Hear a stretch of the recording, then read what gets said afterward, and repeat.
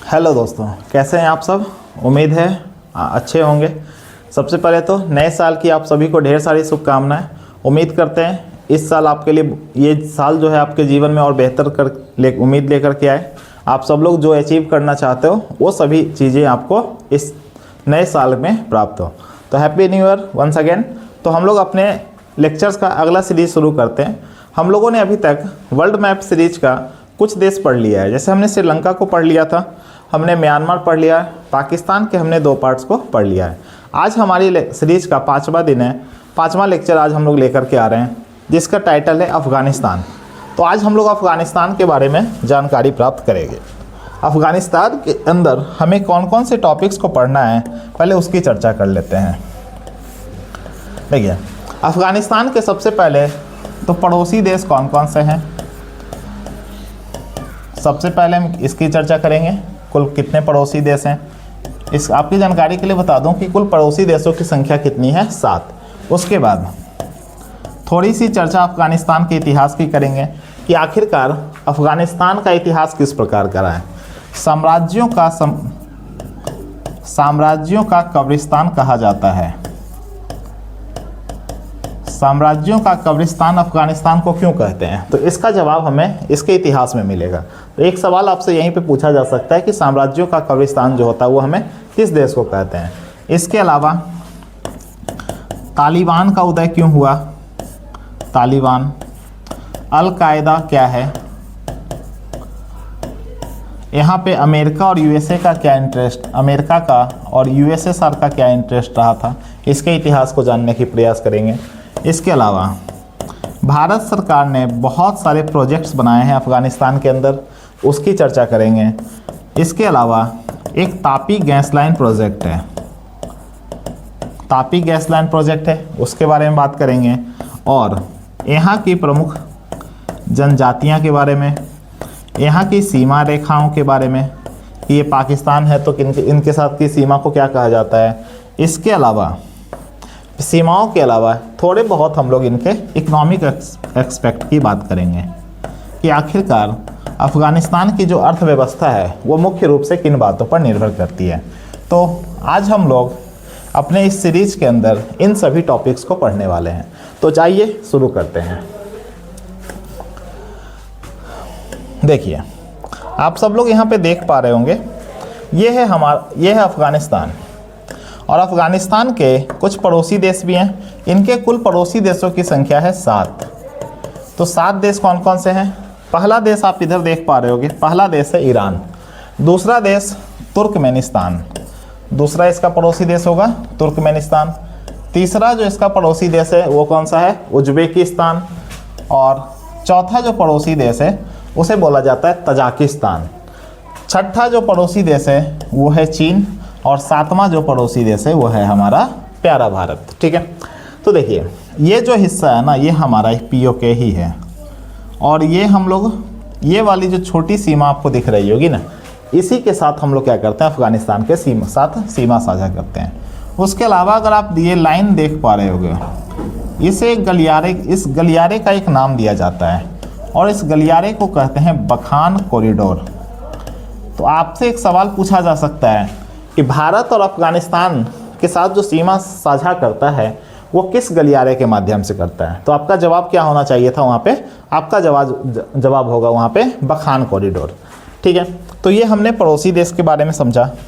अब थोड़ा बहुत हम लोग इसके इतिहास में चलते हैं कि आखिरकार अफ़गानिस्तान का इतिहास कैसा था। ठीक है, तो देखिए, आपको यहाँ पे 2 तस्वीरें दिख रही होंगी, इनकी चर्चा हम करेंगे, बट उससे पहले कुछ और मुद्दों पे बात कर लेते हैं। घटना है सन 1839 की। दुनिया की 2 शक्तियां, एक तो था ब्रिटेन और उस वक्त के हिसाब से एक देश हुआ करता था USSR।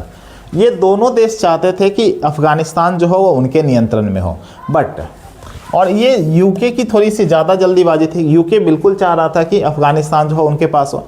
और UK ने इस क्रम में क्या किया था ना, लगभग 16,500 सैनिकों को क्या किया, अफ़गानिस्तान के अंदर उतार दिया। जिसके बाद यूएसएसआर बदले की भावना से ही सही, लेकिन यूएसएसआर ने भी क्या किया, अपने सैनिकों को यहाँ पे उतारा। और इस कारण से दोनों देशों के बीच में क्या हो गया, कॉन्फ्लिक्ट होता रहा। लेकिन फिर थोड़ा समय आगे बढ़ता है और घटना है 1933 ईस्वी में।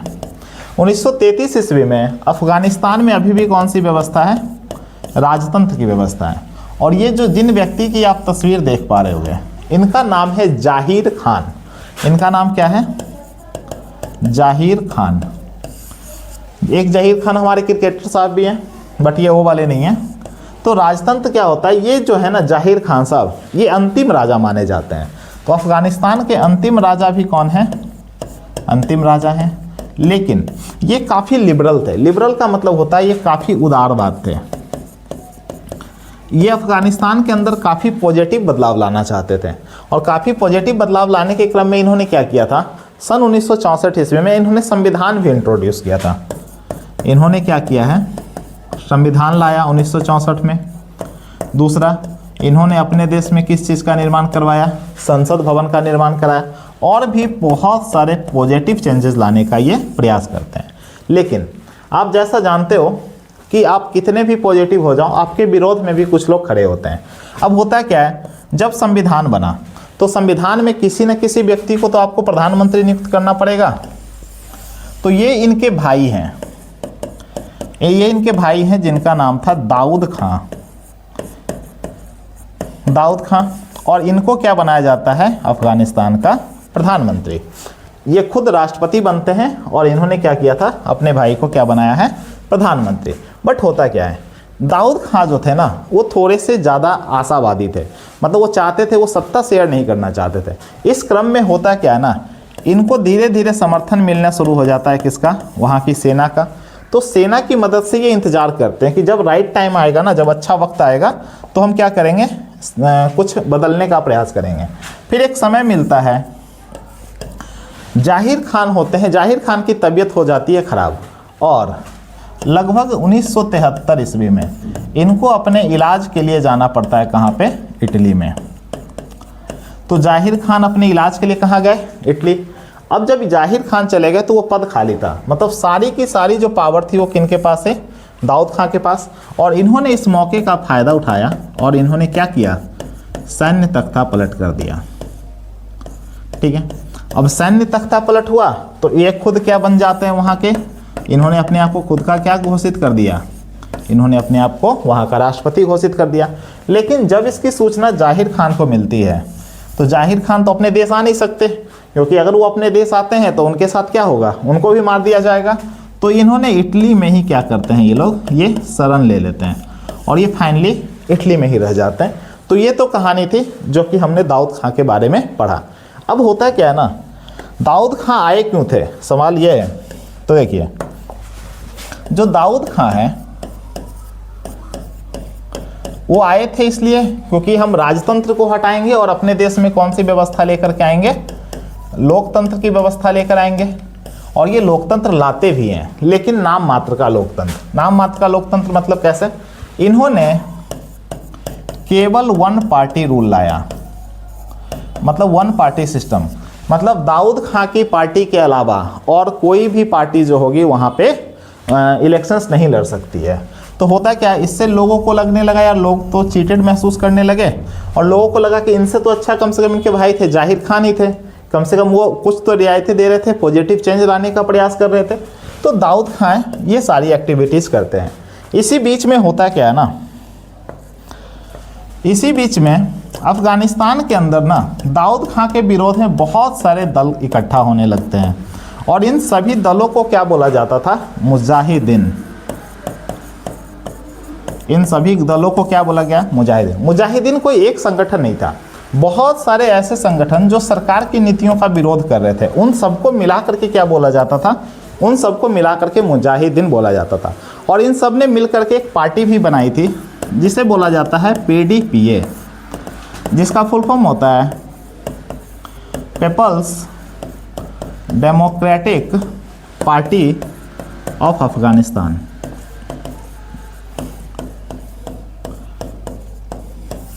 ये पार्टी क्या कर रही थी, लोगों में ना, लोगों को बता रही थी कि दाऊद खां की नीतियाँ क्या हैं, दाऊद खां के विरोध कर रहे थे। दूसरा, PDPA को समर्थन मिल रहा था किसका, रसिया का। रसिया भी सपोर्ट, क्योंकि रसिया अपनी पावर को दोबारा किसी भी तरह से चाहती थी कि अफगानिस्तान में उसकी इस्टेब्लिशमेंट बनी रहे, तो रसिया इनको सपोर्ट कर रही थी। और सबसे बड़ा रीजन क्या था ना, रसिया क्यों सपोर्ट कर रहा था, तो कोल्ड वॉर चल रहा था इस वक्त पे। 1945 से लेकर के 1991 तक में एक युद्ध चला है पूरे विश्व में, जैसे हम लोग क्या बोल रहे थे। तो इस कारण से क्या कर रहे थे, रसिया के जो लोग थे वो इनको काफ़ी हद तक सपोर्ट कर रहे थे। फिर अगर घटनाक्रम में कुछ समय और देखा जाए तो एक घटना और घटित होती है। वो घटना ये थी कि सन 1789 में जो ये दाऊद खां है, दाऊद खां को क्या किया जाता है, मार दिया जाता है। दाऊद खां मारा गया इन मुजाहिदों के द्वारा। और दाऊद खां के स्थान पर, दाऊद खां जब मारा जाता है ना, तो उनके स्थान पर एक दूसरे व्यक्ति को वहाँ का बनाया जाता है जिसका नाम था नूर मोहम्मद। उस व्यक्ति का नाम क्या था, नूर मोहम्मद जो है वो देश के क्या बन जाते हैं, अगले राष्ट्रपति बन जाते हैं। तो उम्मीद है अभी तक की कहानी आप समझ पाए होंगे। अब इससे हम लोग कहानी को आगे बढ़ाते हैं। अच्छा, ये मैंने इसे भी गलत लिख दिया है, इसको थोड़ा सा आप करेक्ट कर लेना। ये आपका जो है 1978 था, ठीक है। अब आगे देखते हैं, देखिएगा। हाँ, ये आपको दो तस्वीरें दिख पा रही होंगी यहाँ पे, देखिएगा। ये है मुजाहिदीन फाइटर्स। मुजाहिदीन फाइटर्स को किनको सपोर्ट, इनको सपोर्ट दिया जा रहा था यूएसएसआर के द्वारा, ये हो गया। दूसरा, यहाँ पर जो आप 1985 का एक पोस्ट देख पा रहे होगे, ये किसका था, पीडीपीए का है। पीडीपीए पार्टी जो है उनका ये लोगो आपको यहाँ पे झंडा पे दिख पा रहा होगा, तो ये उनके कुछ बैनर्स और पोस्टर्स थे।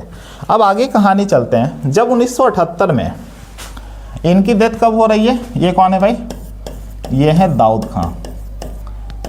दाऊद खां की हत्या हो जा रही है कब, 1978 में। और इनके स्थान पे ये जो व्यक्ति है ना, ये व्यक्ति है नूर मोहम्मद। ये आप अगर इनका पिक्चर देख पा रहे होगे तो इनका नाम क्या है, नूर मोहम्मद। और ये क्या बन जाते हैं, वहाँ के राष्ट्रपति बन जाते हैं।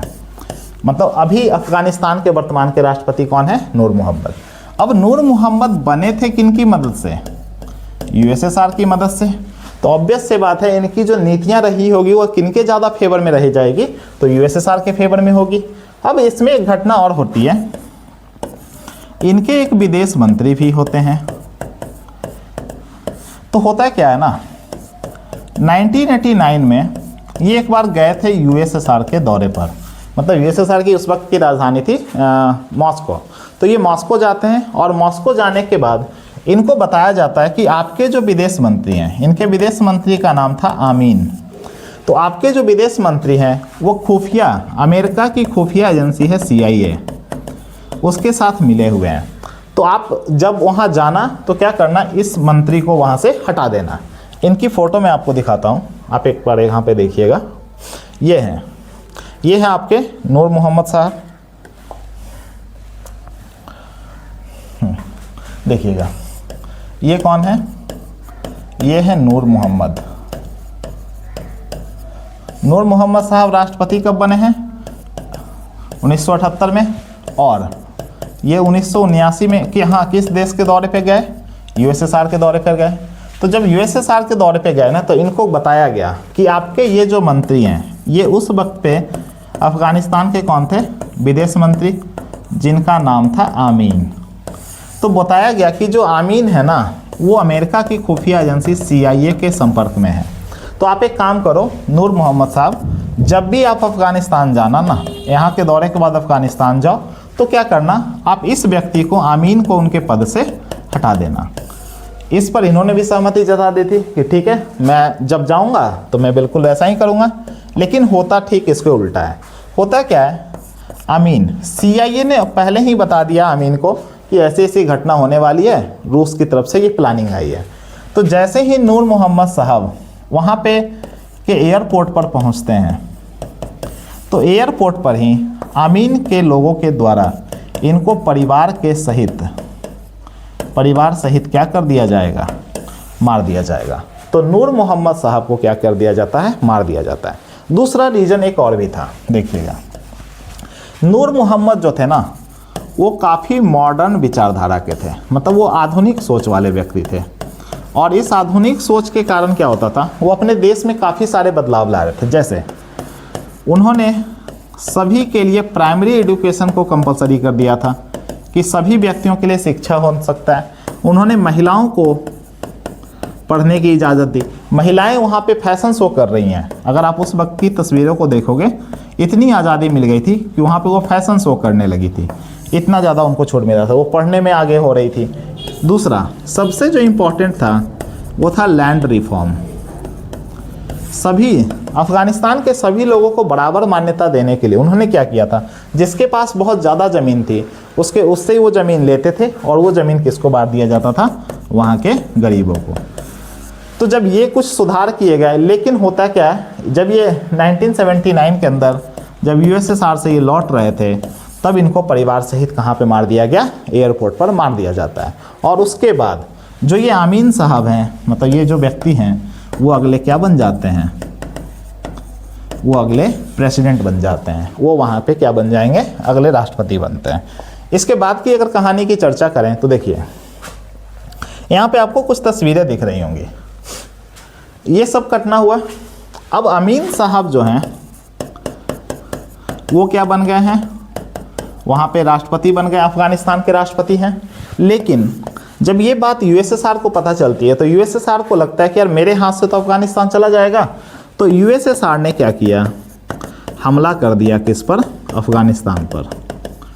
और अफगानिस्तान पर हमला करने के बाद उन्होंने आमीन को मार दिया और आमीन को मार करके वहाँ पर क्या करते हैं, वो वहाँ पे किसी नए दूसरे व्यक्ति को राष्ट्रपति बना दिया जाता है। ये सब कहानी चल रही थी। अभी तक यूएसए को इसमें, यूएसए इंटरेस्टेड तो था बट यूएसए डायरेक्टली इन्वॉल्व नहीं हो रहा था। अब होता क्या है, ये है अमेरिका के राष्ट्रपति। ये अमेरिका के राष्ट्रपति हैं जिनका नाम है जिमी कार्टर।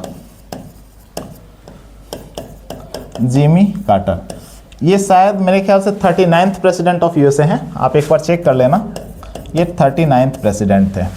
अब जिमी कार्टर साहब को लगा ना, जिमी कार्टर साहब भी चाह रहे थे कि अफ़गानिस्तान के अंदर इनका कब्जा हो। तो इन्होंने क्या किया, इन्होंने एक अलग ही चीज़ किया और इन्होंने एक वहाँ पे कुछ लोगों को इकट्ठा किया। मुजाहिदीन तो ऑलरेडी तैयार हो रहे थे, तो उन्होंने मुजाहिदीनों को इकट्ठा किया और उन्हें ट्रेनिंग के लिए भेजा। उनकी ट्रेनिंग करवाई कहाँ पे, पाकिस्तान के पेशावर में। तो जब पेशावर में वो ट्रेनिंग करने के लिए जाते थे, ऑब्वियस सी बात है पाकिस्तान को इसके लिए ढेर सारे पैसे भी मिले होंगे। तो जितने भी मुजाहिदीन थे वो क्या कर रहे थे, पेशावर में ट्रेनिंग कर रहे थे। और उसने इसको नाम दिया, उन्होंने, जो जिमी कार्टर साहब हैं, उन्होंने इसको नाम दिया होली वॉर। मतलब कि मुजाहिदीनों को अपने किसके लिए लड़ना है, अपने अल्लाह के लिए लड़ना है। होली वॉर, ये पवित्र युद्ध है। ये आप कुछ तस्वीर देख पा रहे होगे मुजाहिदीनों की जो बंदूक लिए हुए हैं। ठीक है, यहाँ तक कहानी सब कुछ अच्छी चली। इसी क्रम में एक व्यक्ति हैं जिनका नाम है Osama bin Laden. Osama bin Laden जो था उस वक्त पे सऊदी अरब का था रहने वाला। होता क्या है ना, सऊदी अरब में ये थे और ये भी पेशावर आते हैं कहाँ पे, ट्रेनिंग के लिए। और पेशावर आते हैं और इन्होंने अपने देश के लोगों के अंदर, मतलब अफगानिस्तान के लोगों के अंदर देश प्रेम की भावना जाए, क्योंकि ये कौन सा युद्ध हो रहा था, होली वॉर हो रहा था। तो ओसामा बिन लादेन ने क्या किया, अपने वहाँ पे देश प्रेम की भावना जगाई और लगभग 10 साल तक युद्ध चला।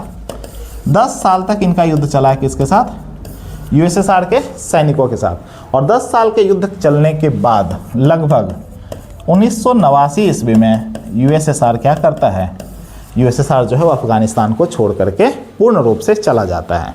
अब सवाल ये था कि यूएसएसआर तो चला गया, यूएसएसआर चले जाने के बाद क्या होगा। तो होता क्या है ना, अब शक्ति किसके हाथ में जाएगी, इसके लिए एक समझौता होता है जिसे बोलते हैं पेशावर एकॉर्ड। जिसे क्या बोला जाएगा, पेशावर एकॉर्ड। अब होता क्या है, क्योंकि मुजाहिदीन जो थे वो कोई एक ग्रुप संगठन तो था नहीं, मुजाहिदीन अलग अलग जगहों के लोग थे। तो होता क्या है, ये सभी लोग आपस में पावर के लिए लड़ने लगते हैं। ये मुजाहिदीन जो था, तो यहाँ से एक पावर स्ट्रगल की कहानी शुरू हो जाती है कि ज़्यादा शक्ति कौन होगा, ज़्यादा ऊंचे पदों पर कौन बैठेगा। ये कहानी हुई। अगर किसी को कम सत्ता मिली तो उसने पेशावर एकॉर्ड को मानने से ही मना कर दिया। ये स्थितियां हो गई और फाइनली वहाँ पे क्या प्रारंभ हो गया, गृह युद्ध प्रारंभ हो जाता है। तो अफगानिस्तान के अंदर अब क्या हो रहा है, गृह युद्ध होने स्टार्ट हो जाता है। इसी क्रम में जो विद्यार्थी विंग हुआ करता था, जो विद्यार्थियों का एक समूह हुआ करता था, उस विद्यार्थियों के एक समूह का एक लीडर हुआ करता था जिसको बोलते थे मुल्ला उमर। ये जो आप फोटो देख पा रहे होगे, ये है मुल्ला उमर।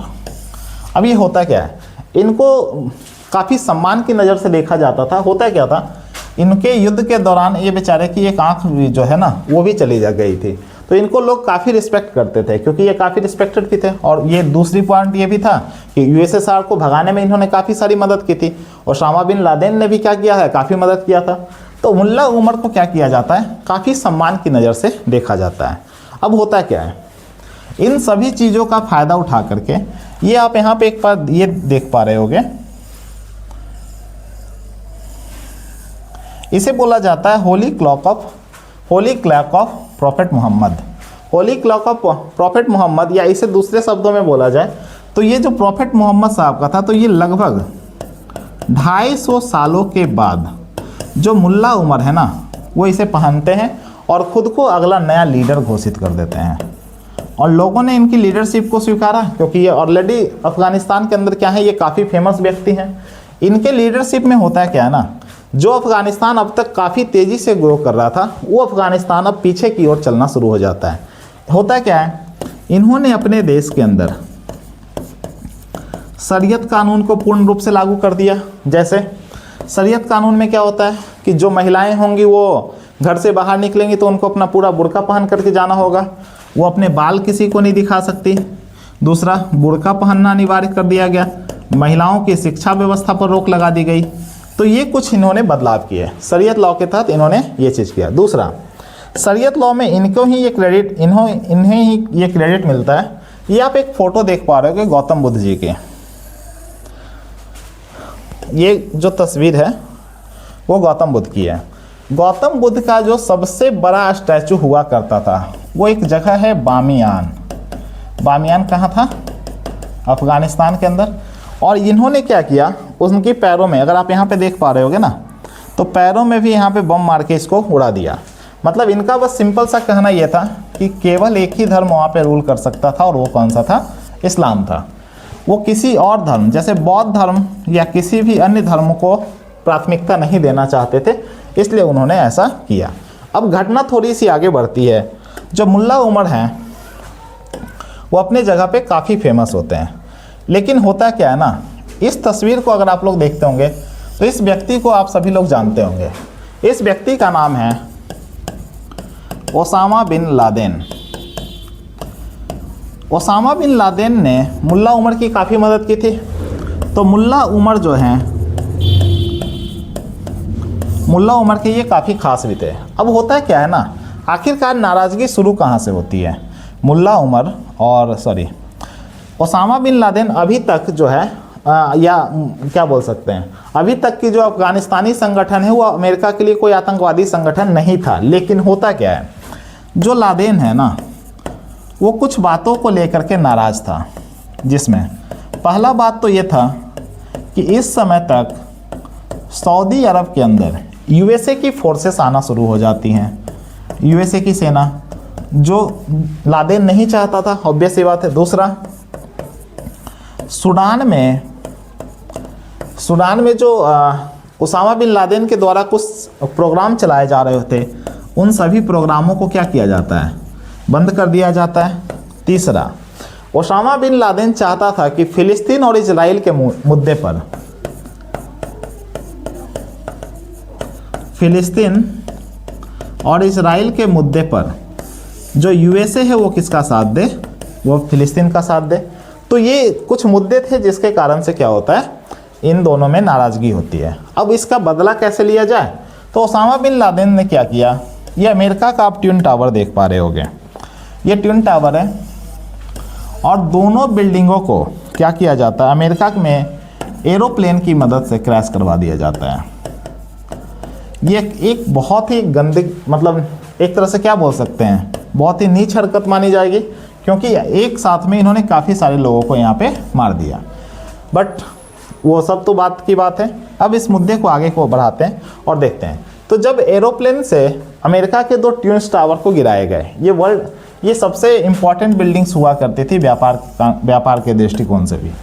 तो जब ये दोनों बिल्डिंग गिराए गए तो अमेरिका ने क्या किया, अमेरिका ने सबसे पहले जो मुल्ला उमर हैं, मुल्ला उमर को बोला कि तुम्हें क्या करना होगा, ओसामा बिन लादेन को हमें देना होगा। But Mullah Omar Osama bin Laden को देने से मना कर देता है। उसका रीज़न क्या था, उसका रीज़न ये था, एक तो ये भाग करके आया था शरणार्थी, और इस्लामिक कल्चर के हिसाब से आप किसी शरणार्थी को किसी को सौंप नहीं सकते। दूसरा, इसने काफ़ी सारी मदद की थी यूएसएसआर को भगाने में, ओसामा बिन लादेन ने काफ़ी सारी मदद की थी। तो अब होता क्या है, अमेरिका ने ओसामा बिन लादेन को पकड़ने के लिए एक ऑपरेशन लॉन्च किया था जिसका नाम था operation enduring freedom. Operation enduring freedom. अब इस ऑपरेशन के तहत अमेरिका और उसके अलाइज, मतलब अगर मैं बोलूँ तो जो नाटो होता है, नाटो की सेना क्या करती है। अच्छा, नाटो में अगर आप देखोगे ना तो नाटो में भी बहुत सारे आर्टिकल्स हैं।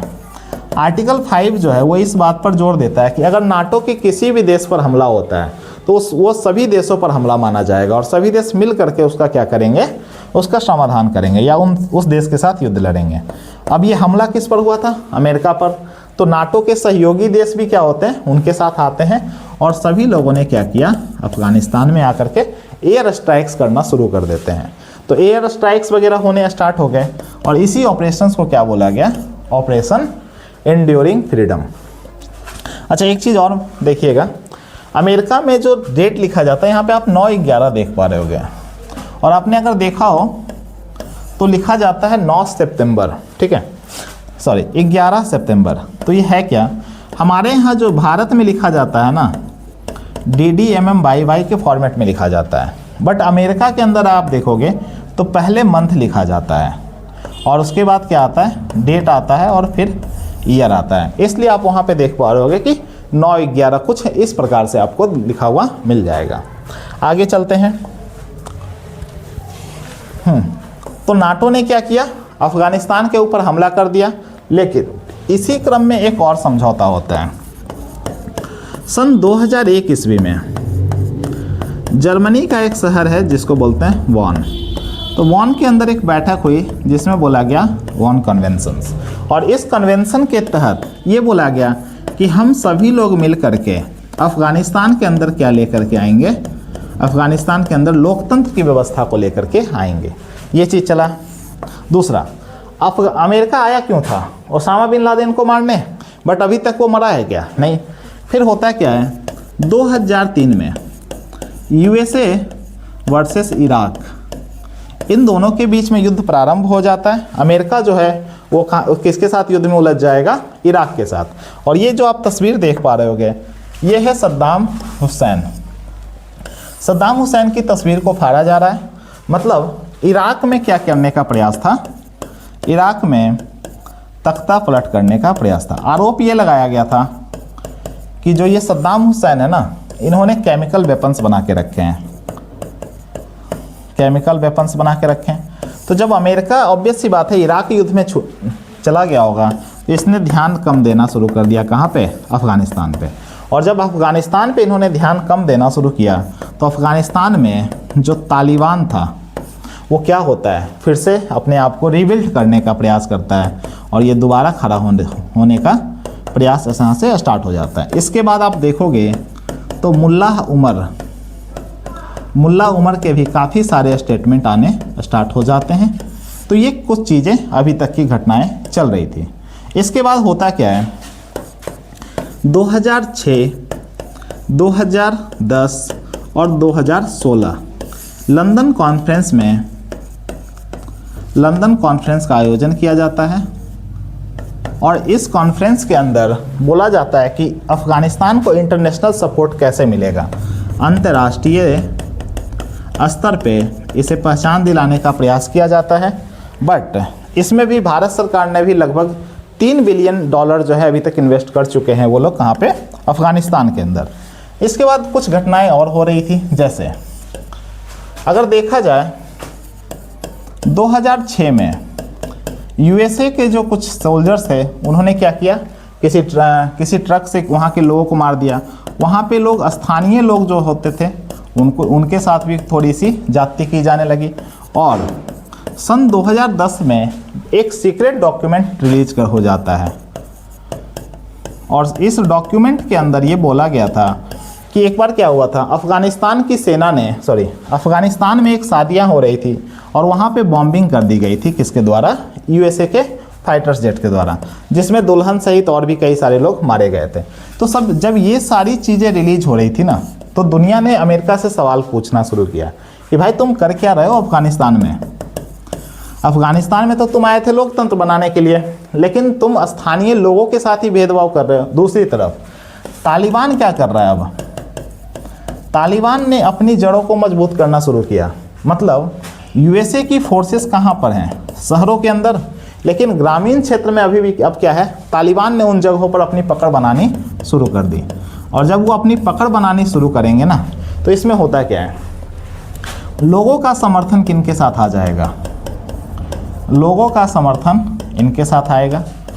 और इसके बाद की अगर घटनाक्रम को आप देखोगे, तो जब लोग तालिबान के समर्थन में आ गए, फिर होता क्या है, सन 2020 में अमेरिका के एक राष्ट्रपति बनते हैं जिनका नाम था डोनाल्ड ट्रंप।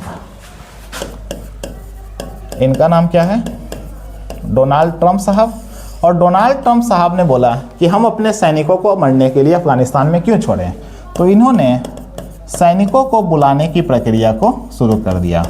और सैनिकों को बुलाने के लिए जिस तालिबान के साथ अमेरिका लड़ा था ना, उसी तालिबान के साथ इनको बैठक करनी पड़ी। और इस समझौते को बोला जाता है दोहा एग्रीमेंट। दोहा एग्रीमेंट। और दोहा एग्रीमेंट के बाद सन 2021 में, ये आप जो फोटो देख पा रहे होगे, यूएसए लास्ट सोल्जर्स जो था वो वहाँ पे रुकता है और यूएसए क्या करता है, वहाँ से विड्रॉ कर लेता है। तो इस प्रकार हमने देखा कि यूएसएसआर जो दुनिया की सबसे बड़ी सुपर पावर थी और यूएसए, ये दोनों जो हैं वो किससे हार जाते हैं, ये तालिबान से हार जाते हैं। इसीलिए शायद अफ़गानिस्तान को साम्राज्यों का कब्रिस्तान कहा जाता है। अगर आप इतिहास भी उठा करके देखोगे ना, तो ये घटनाएं पहले भी हो चुकी हैं। किसी ने भी आज तक पूर्ण रूप से अफ़गानिस्तान को कब्जा नहीं किया है। तो एक चीज़ तो ये हुआ। अब इसके बाद की टॉपिक को हम लोग पढ़ते हैं। चलिए दोस्तों, हम लोग आगे की कहानी को शुरू करते हैं। आप एक तस्वीर देख पा रहे होगे। इस पूरे इसे एक प्रोजेक्ट का नाम दिया गया है जिसे हम लोग बोलते हैं Tapi gas line project. Tapi, T से अगर आप देख पा रहे होगे ना, टी से आपको एक यहाँ पे देश दिख पा रहा होगा जिसे हम लोग बोल रहे हैं यहाँ पे तुर्कमेनिस्तान। तो टी से कौन सा देश हो गया, तुर्कमेनिस्तान। ए से हो गया अफ़गानिस्तान, पी से हो गया पाकिस्तान, और आई से हो गया हमारा प्यारा भारत। तो ये 4 देशों की संयुक्त परियोजना है कि किस चीज़ को लेकर के, तो ये जो नेचुरल गैस होती है ना, देखिए एनर्जी की रिक्वायरमेंट हर किसी देश को है। खासकर अगर भारत जैसे देशों की बात करें जो कि अभी डेवलपिंग नेशन है, तो भारत को एनर्जी की रिक्वायरमेंट बहुत ज़्यादा है। भारत की आबादी भी देखोगे तो लगभग 140 करोड़ की आबादी है। उसमें हम उन सभी को फीड करने के लिए हमें नेचुरल गैस की रिक्वायरमेंट होती है। तो नेचुरल गैस हमारे पास तो है नहीं ज़्यादा मात्रा में, तो हम किसी न किसी दूसरे देश से ही मंगाएंगे। तो हमने क्या सोचा कि एक गैस लाइन, पाइपलाइन तो ऑलरेडी बिछी हुई है, तो एक काम करो, इस पाइपलाइन को थोड़ा सा एक्सटेंड कर दो और वो भारत तक मिल जाएगा। तो तापी गैस लाइन की जो प्रोजेक्ट की शुरुआत होती है ना, ये शुरुआत हुई थी 1990 ईस्वी में और 2015 में ये काम स्टार्ट हो गया था। बट शुरू से भारत इसका सदस्य नहीं था। भारत जो है सन 2000 में इसका सदस्य बनता है। और आप यहाँ पे देख भी पा रहे होगे कि किसको कितना गैस मिलने वाला है, बट वो डेटा हमारे काम का है नहीं। तो ये भारत सरकार की एक प्रोजेक्ट है, संयुक्त परियोजनाओं के बारे में एक प्रोजेक्ट है जो दूसरे देशों के साथ हम कर रहे हैं। तो देखिए दोस्तों, भारत सरकार ने दो बांध का निर्माण किया है। कहाँ पे? अफगानिस्तान के अंदर। इस डैम को बोला जाता है सलमा डैम, या इसे दूसरे शब्दों में बोला जाए, इसे बोला जाएगा इंडो अफगान फ्रेंडशिप डैम। इसे क्या बोलते हैं? Indo Afghan friendship dam. तो पहला बांध आपने यहाँ पे देखा, पहला बांध इसका निर्माण किया जाता है और सन 2016 ईस्वी में देखा होगा आपने, अगर एक तस्वीर देखी होगी तो भारत के प्रधानमंत्री मोदी जी और अफगानिस्तान के जो राष्ट्रपति हैं अशरफ गनी, उनके द्वारा ही क्या किया जाता है? इस पुल का उद्घाटन किया जाता है।